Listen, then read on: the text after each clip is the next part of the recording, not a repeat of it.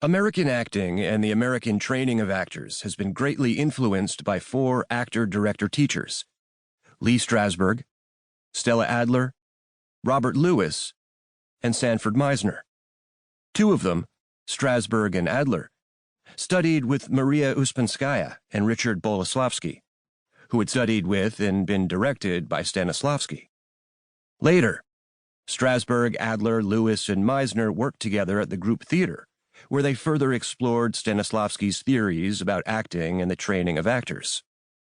Although this was their common root, they each interpreted Stanislavski's ideas in their own way, combining his techniques with ideas of their own as they worked. Since then, these teachers have all trained many actors, directors, and teachers of acting, who have in turn trained another generation in the theater.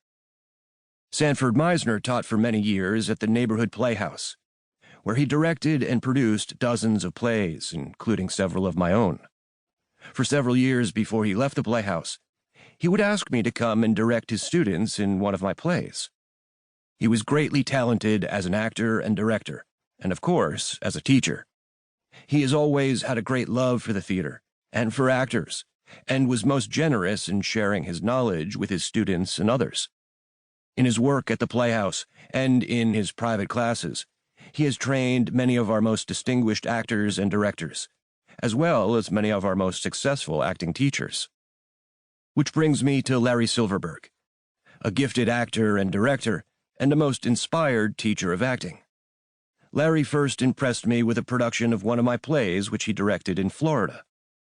Since then, I have seen some of his work in his Seattle theater, again on a play of mine, and I am continually impressed with his resourcefulness and his dedication to his art.